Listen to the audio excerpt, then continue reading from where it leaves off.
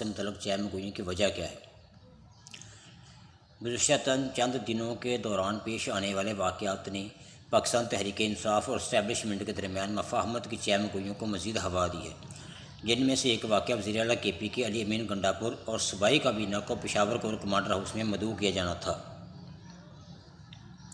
اس سے قبل تحریک انصاف کے رہنما برسٹر گوہر خان کی جانب سے یہ دعویٰ سامنے آیا تھا کہ عمران خان اپریل کے مہینے میں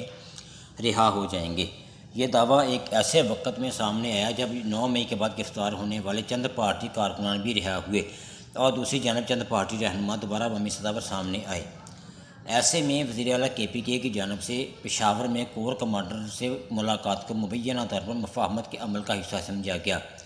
اور پارٹی کے کارکنان کی جانب سے بھی سوشل میڈیا پر سوالات اٹھائے گئے کہ علی امین گنڈاپور کس مقصد کے تحت پشاور کور کمانڈر سے کابینہ سمیت ملاقات کے لیے گئے۔ کور کمانڈر ان سے ملنے کے لیے بھی آ سکتا تھا۔ ان سوالات اور تنقید کے بعد کے پی کے حکومت کی جانب سے 5 اپریل کو ایک وضاحت جاری کی گئی، جس میں اس ملاقات کی تصدیق کرتے ہوئے کہا گیا کہ 11 کور میں کابینہ ممبران کو افطار دعوت دی گئی، جسے اسلامی روایات کے مطابق قبول کیا، اور افطاری کے بعد 11 کور میں کابینہ ممبران کو صوبہ میں موجودہ سیکیورٹی صورتحال پر بریفنگ دی گئی۔ کے پی کے حکومت کے ترجمان بیرسٹر سیف نے واضح کیا کہ کور کمانڈر ہاؤس میں کابینہ کا کوئی اجلاس منعقد نہیں ہوا، اور کے پی کے میں موجودہ سیکیورٹی صورتحال سے نمٹنے کے لیے فوج سے فعال رابطوں اور تعاون پر یقین رکھتے ہیں۔ بیرسٹر سیف کی جانب سے یہ بھی کہا گیا کہ اپنے عوام کے جان و مال کے تحفظ کی خاطر اگر ہم اپنی فوج کے ساتھ نہیں بیٹھیں گے تو کیا انڈیا کی فوج کے ساتھ بیٹھیں گے؟ بیرسٹر سیف کے مطابق چند لوگ جھوٹی افواہیں پھیلا کر صوبے میں اپنی سیاست دوبارہ زندہ کرنے کی ناکام کوشش کر رہے ہیں۔ تاہم کے پی کے حکومت کی جانب سے اس وضاحت کے باوجود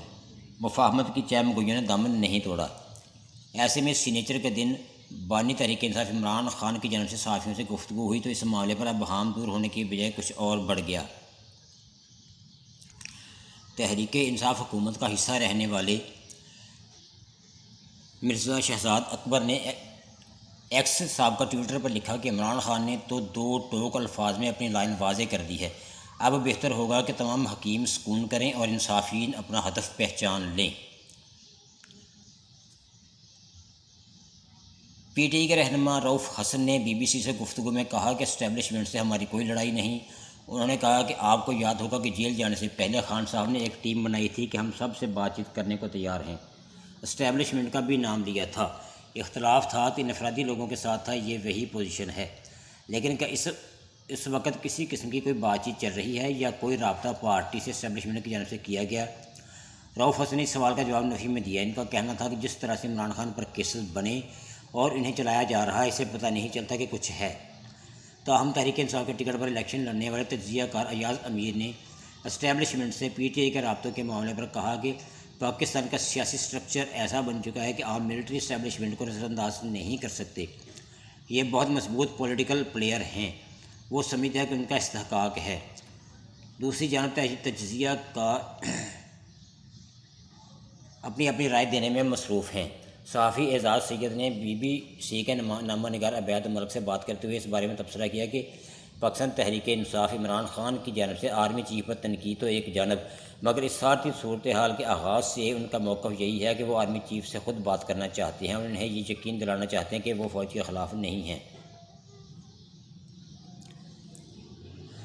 اعزاز سید کا کہنا ہے کہ اس وقت حکومت کی بھی کوشش ہے کہ حالات معمول پر آ جائیں اور جو مخالفت کی کہیں سے آواز اٹھ رہی ہے وہ بھی خاموش ہو جائیں۔ اس وقت مسئلہ بانی پاکستان تحریک انصاف کا ہے کہ وہ کس طرح سے مخالفت کی بات سے ہٹ کر سیاسی نظام کو چلنے دیں، لیکن اس سب میں عمران خان اگر بات کرنا چاہتے ہیں تو وہ آرمی چیف سے۔ تاہم نصرت جاوید نے اعزاز سید کی اس بات سے اس انداز میں اتفاق کرتے ہوئے کہ گزشتہ روز کے اس سخت بیان میں ایک پیغام آرمی چیف کے لیے یہ بھی ہو سکتا ہے کہ یہ آپ ناراض کیوں ہیں، آئیں بیٹھیں بات تو کریں، مگر ایسے میں اگر اسٹیبلشمنٹ بانی پی ٹی آئی کے ساتھ بات کرنے پر آمادگی ظاہر کرتی ہے تو اسے یوں بھی لیا جائے گا کہ انہوں نے دباؤ کی وجہ سے بات کرنے کا فیصلہ کیا۔ ملتے ہیں اگلے ویلوگ میں، تب تک کے لیے خدا حافظ۔